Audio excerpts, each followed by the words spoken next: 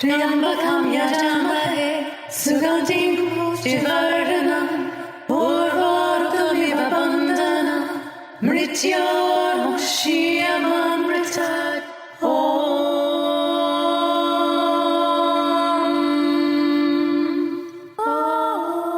Hi, this is Amalia Eon Karis. Hey everyone, it's Satya, and you're listening to Love, Sex, and the Hidden Agenda.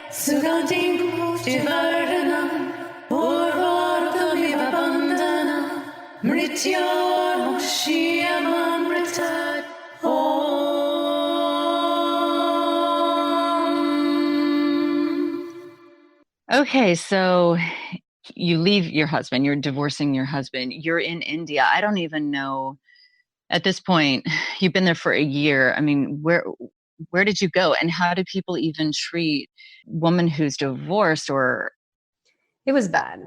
I mean, you were he was story. Your whole he was my life. Everything at that point, like my everything, because he came into my life when my dad died and when I had my massive awakening, and through my whole awakening experience, waking up to all these dimensions and having this kundalini raging through my body, I ended up having to walk away from all of my blood relatives and my friends, the place where I was born, everywhere, because I couldn't function around that much toxicity. Like I was receiving too much information. I was in meditative states like 8-9 hours a day. And he was the only one I felt safe with, because he was the only one who understood what was happening to me, because, you know, he grew up in a lineage of tantrics who honor the experience, and he understood to enough of a degree, and he was going through his own awakening, that we just became these allies, tuning ourselves. And you know, who else is going to meditate with me for 8 hours a day? So when we went to India... Wait, can I just say something? And also, I mean, for a woman, especially, I feel like to have a man who can navigate waters like that with her and be in that kind of, like, understand her feelings and understand you to that degree. I mean, I'm imagining, you know, I can feel how everything you went through. Like, he had deep, deep reverence for the feminine wisdom. Like, he understood it. He worshipped it in the way that he understood the wisdom in it. And, you know, and he was married to you for 5 years in a celibate way as well, or something, yes, right? Yeah. We'd been together for 5 years, and all of that time we were navigating some incredible experiences, like totally, you know, life altering experiences. And so moving to India, we were both hoping to, like, be closer to the motherland and be around other, you know, spiritual teachers that could help us navigate this stuff. But when we got to India, he became more of a business person, and I went into farming. Like, just the role reversal was pretty dramatic. And I felt like I didn't know who he was in India, because, you know, we change personalities when we live in different countries, because the land and the people, and it brings out a different aspect of us. And I left him after a year of being there with him, but I stayed in India because I had nothing else. Like, I had moved all of my money into Indian banks. I had moved everything I owned or sold it to India. So there was nothing for me back in the States. And I had started doing really purposeful work in India, working with farmers and doing organic farming. And I was working also with spiritual leaders there and really tuning my gifts. So I didn't have any interest to leave India, but any sane person would have, because it was completely nuts. I mean, a single woman, white, living alone in her mid-30s without children is basically a whore in their eyes. Doesn't matter the fact that I had been celibate for 5 years and was living like a nun. They treated me like I was an outcast, even though he's the top caste. So I was married to the top caste, but nobody leaves a top caste. So divorce in India is really frowned upon. Like a divorcee is an outcast.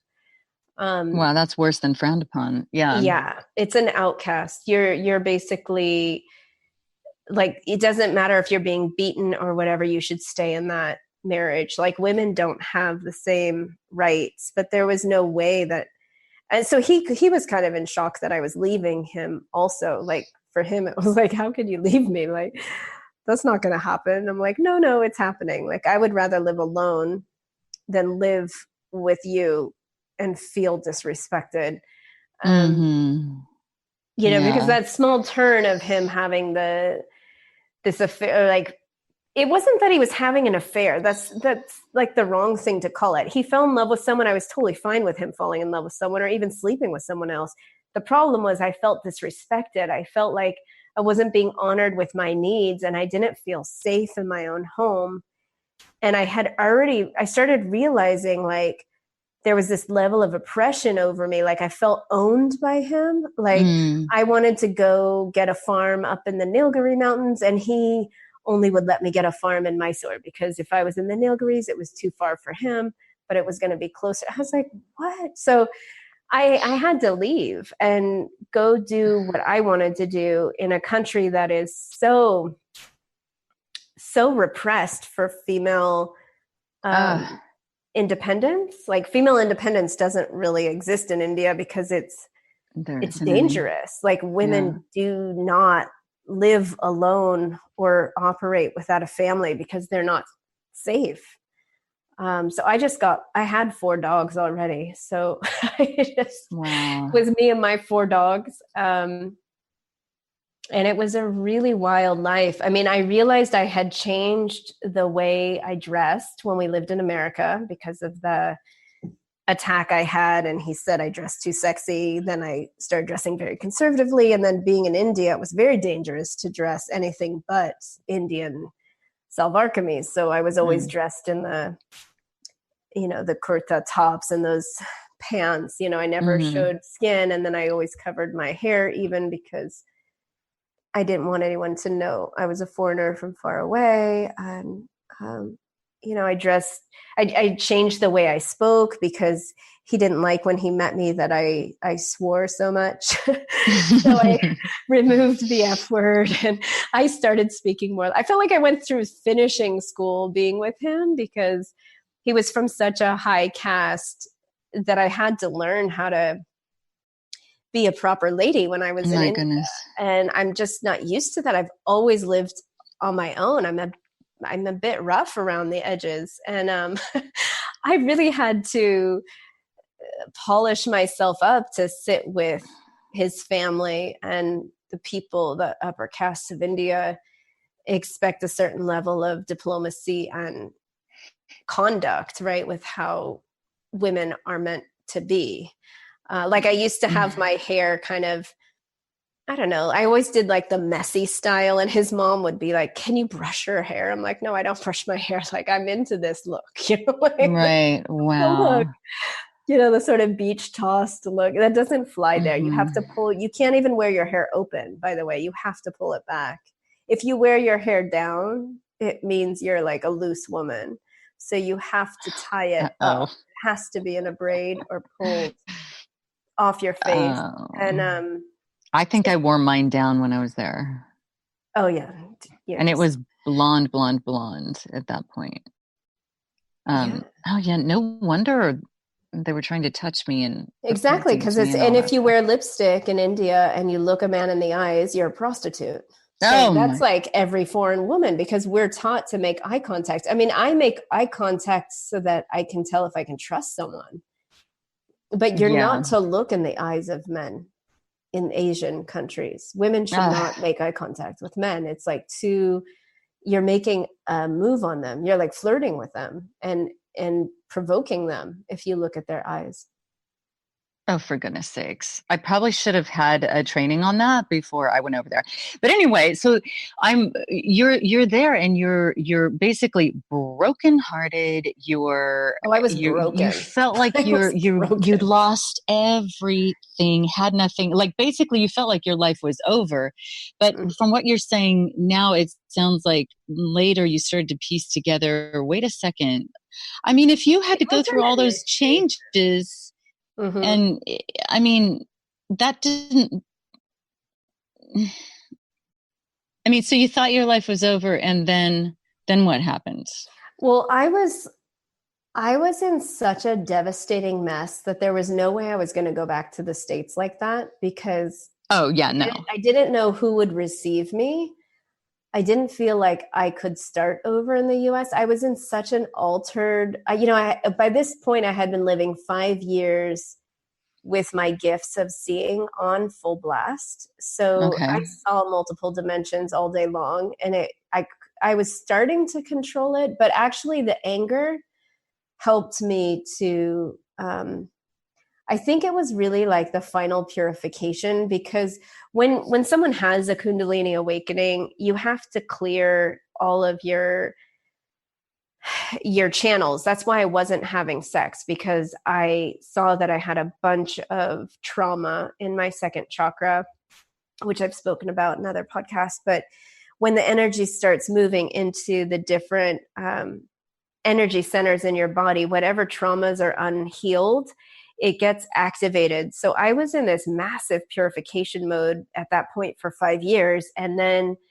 this thing happens, and it's triggering like my deepest wound of abandonment and betrayal, which goes back not only to my birth family, but then many past lives of having this same feeling of deep betrayal from those who I'm supposed to trust, who, I've left my care to, or, as a child in this lifetime, my parents who didn't protect me from all of the harm that came to me as a kid, and feeling abandoned and all of that. So I was in my mid 30s feeling like fully abandoned and lost and confused. And I'm in this ancient landscape where I was having so much memory of many different lifetimes I've had in India, and working with the spiritual master. I mean, they recognize me. I would go places and they would tell me who I was from a past life. It was crazy. And I was getting all this confirmation from these gurus, people who could see like I could through timelines and confirm with me. And I was finally getting the validation that I had been seeking. So when I left him, it opened me up to all the, I had no friends. I knew nobody. And now I was alone, exploring and meeting people. And I was taken to the right people. And I opened all these opportunities that if I was married with him and still had the farm, I would never have. You'd had to be hanging out with his people. Yes.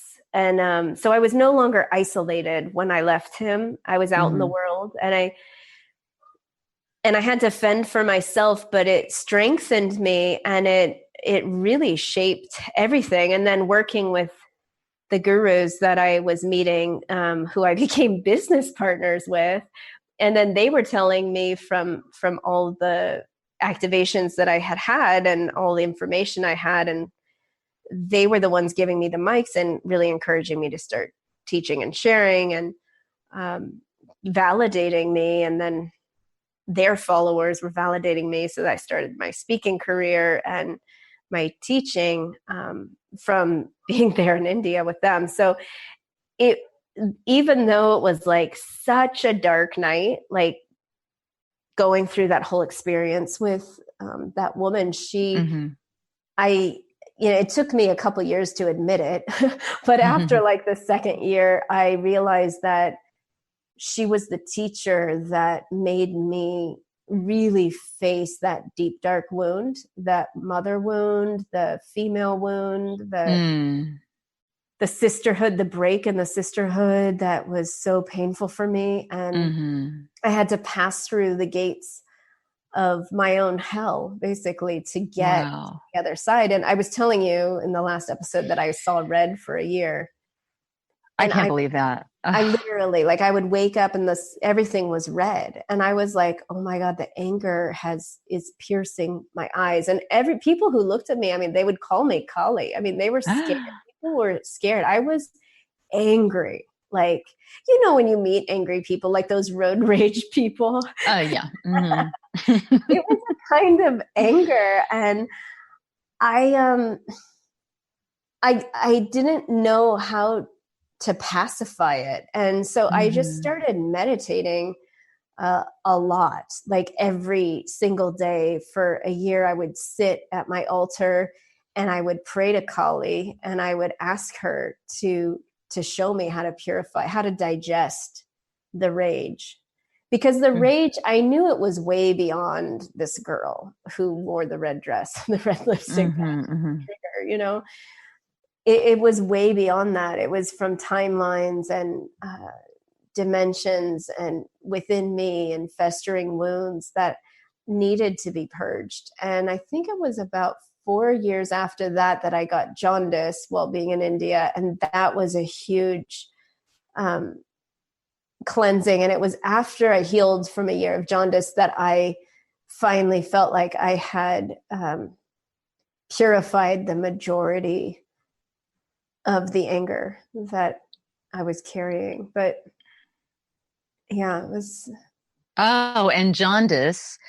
Well, I mean, for just as far as mind, body, spirit, medicine goes, the liver is connected to anger, the feelings of anger and frustration. And, and they say, if in life you're experiencing a lot of frustration and anger and irritability, that you should probably do a liver cleanse.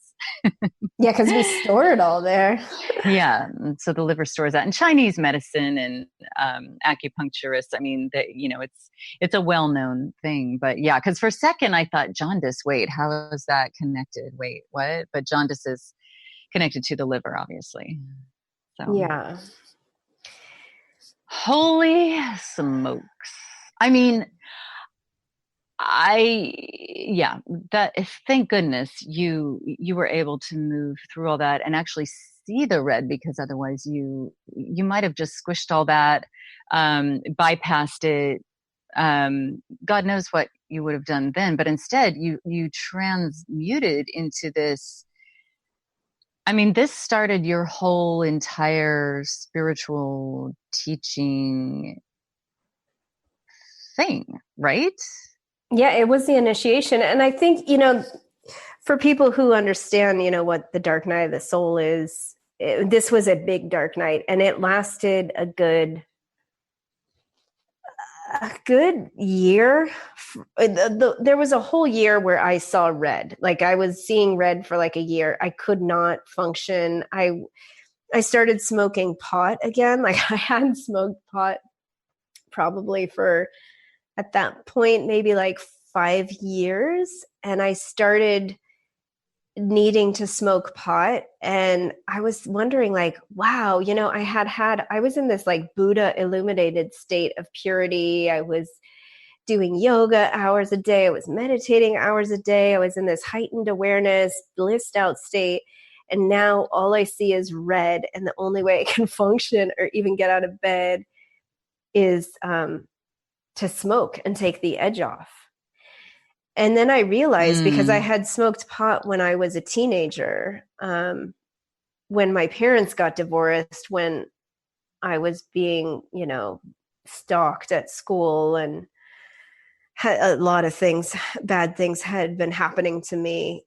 I was escaping I never drank alcohol, but pot would take the edge off and allow me to like just not think about, not process or be in this state of fear and fight or flight thing. It's interesting you say that. This is just kind of a weird little thing on the side, I'll say, but in my years of working with a lot of addictions, I would always notice that the people who specifically had anger or rage would specifically choose marijuana It Yeah, was it always, really, yeah. yeah, that was always their drug of choice. And I kind of reverse engineered that because people would come in, with the specific drug of choice, and then I would notice, oh, their real issue is this, and so then it got to the point where I would know automatically without even looking at a chart, and sometimes I could even just look at somebody and know, like, Mm-hmm. okay, they've got anger, rage, their drug of choice is marijuana before I would even talk to them. And so it Yeah, was, and it was like a big aha moment for me when I understood that, because I couldn't understand, I'd been so pure and living this like nun monked out life, and here I was enmeshed in rage and smoking pot. Like it's like the pendulum had swung so far mm, off, and I was having to navigate. And in my meditation, I realized that, okay, this is because of it became obvious. Okay, I smoke because of the anger, and I've always smoked because of the anger. Okay, well, now that I know that, how do I deal with the anger? So I just started taking the anger to my meditation room, and I was like, okay, instead of smoking, I'm going to sit until I get to the core of the anger. And then I took another whole year. Every day I meditated on unwinding the anger. And sometimes it would take hours. I would just sit there and bawl and thrash around on my temple floor, trying to like get to what was making me so angry. And finally, after like a year of that, I was able to not feel like, I felt like I had unwound so much of it. And then it was another year after that, I was kind of reconciling what's the word? Reconciling oh with yeah, reconciling with my ex-husband. mm. And we started healing verbally. Like I finally was able to talk to him about it. Oh, And then I got jaundice, and that was sort of like, okay, now it's complete. So the that whole final thing was like a cleanse. 4-year Oh, purging from the initiation, from the dark night to the initiation, and the whole year of seeing red and the Kali, and then the purifying and unwinding. And now, since that time I did that long meditation after that year, I don't have any desire for pot. Like it's not something, it's still the thing. Like if I were to do anything and like have a drink or whatever, I would prefer pot, but I don't gravitate towards it, and I never need it again. mm-hmm. Well, you dealt with the Because real issue. I finally dealt with the anger. Mm-hmm. Yeah. Wow, you really dealt with it. You really, really dealt with it. Uh,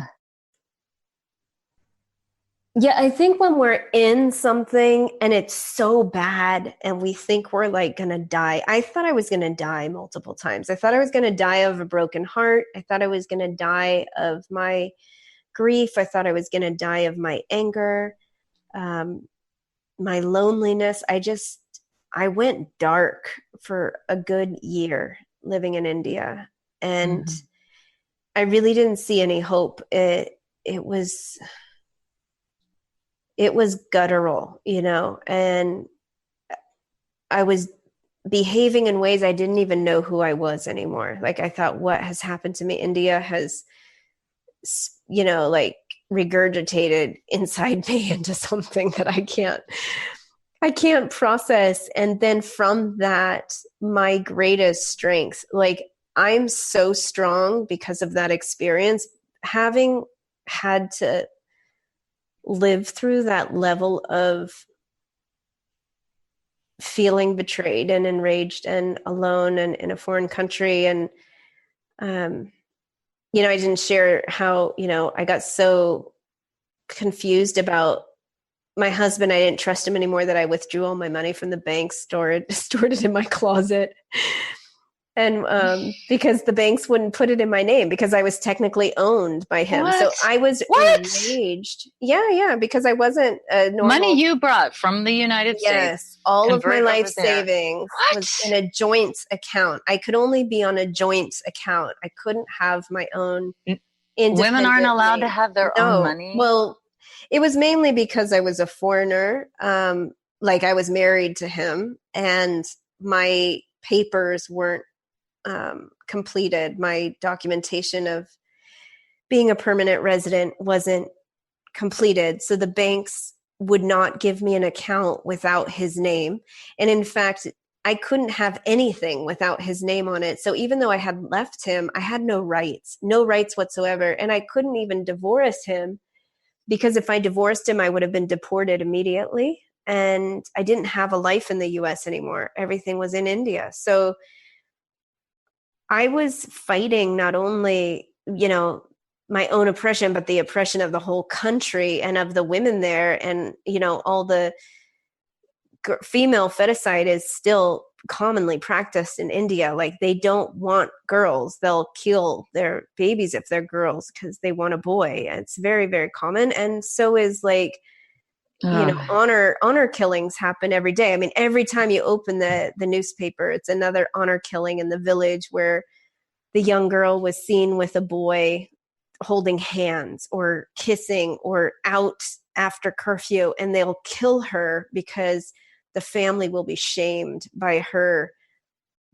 scandalous ways. Or if a girl falls in love with a guy who's below the caste of her family, they will kill the daughter in honor of the family's name. It's bad. And so I was living in that old world where even though I had done all this spiritual work, I was being treated like an outcast. And yet on one level, I would work with the gurus. And I mean, one time there were 60,000 people. They brought me on stage and they're like bowing to me. Imagine 60,000 people. It's like a sea of heads. And they've got you on this big screen going out and I'm talking to all of them and they treat me like a god. And then I go back to my neighborhood where I lived and nobody there knows that I do that spiritual work. And they're basically like wanting to stone me or kill me because they think I'm so scandalous living without a man. Oh, wow. So it was just like this. It was a dark. I can't imagine. But it strengthened me in a way that has it's helped me like embrace the totality of myself, of my human nature, of I don't know, I feel like I had to digest lifetimes upon lifetimes of my incarnations in a few short years. And I think sometimes, when we go through dark nights of the soul, especially those who've had a spiritual awakening and then the dark night comes, so when the pendulum swings from like Buddhahood to absolute hell, it's because you're being chiseled.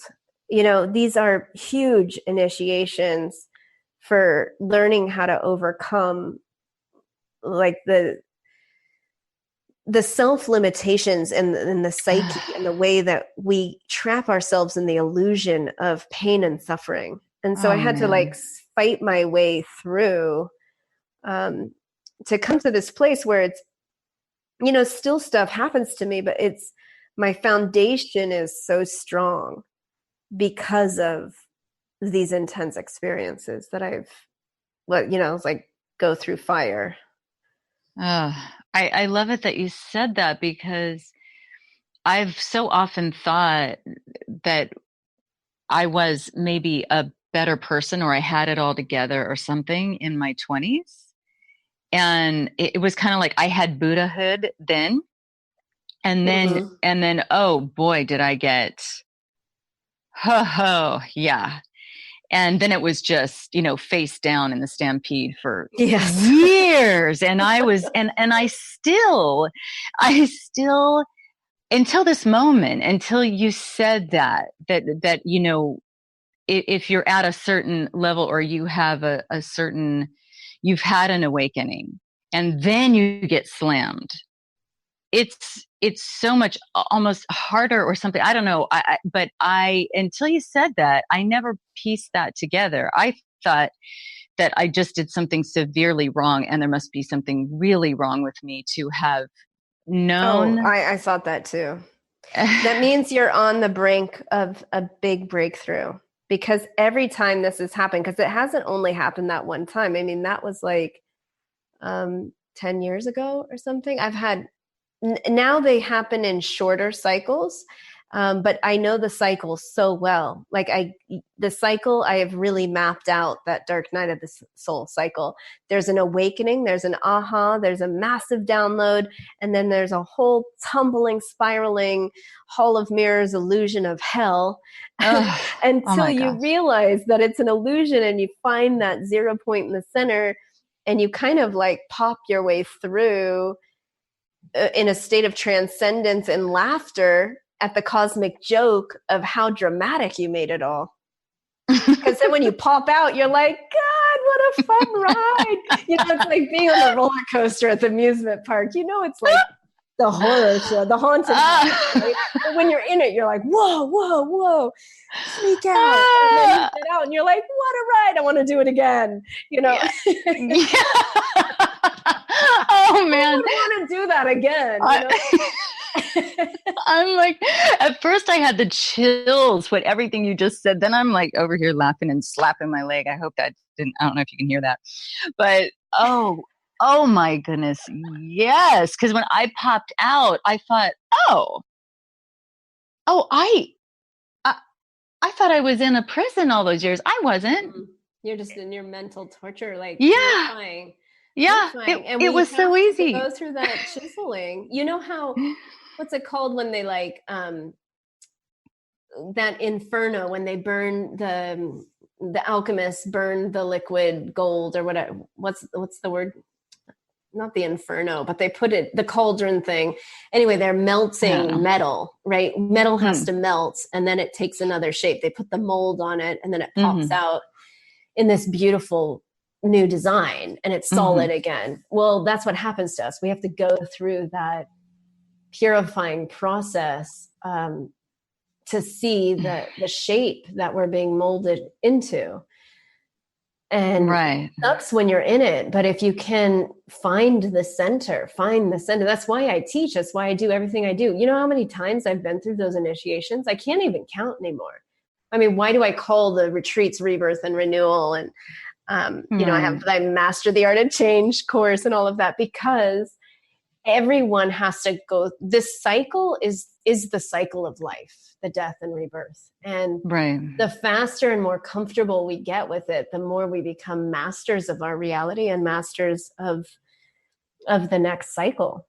I think that's why we like diamonds so much, because diamonds are made from coal, from the just pressure, coal under pressure. I mean, black, yucky, plain old coal under pressure. What? I mean, really? And then something shiny and beautiful. And I just ran across that quote from Lao Tzu. And it was something like, what the caterpillar calls the end is what we call a butterfly. Yeah. So there you go. That's it. Whew. Happy trails. I got chills. Yeah. The moment of death is when we actually are emerging. So beautiful, so beautiful, so beautiful. That's why we all need doulas. We do. Yes. Oh, we should do a whole thing on that right there. I have things to say about doulas. Yes, you do. Thanks for listening, everyone. All right. Bye.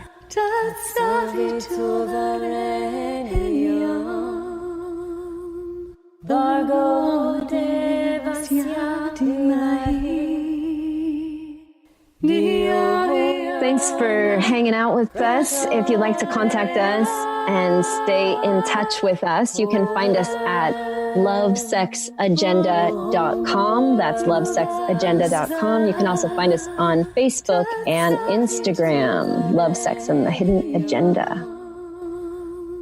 Bhargo devasya dhimai Didnt.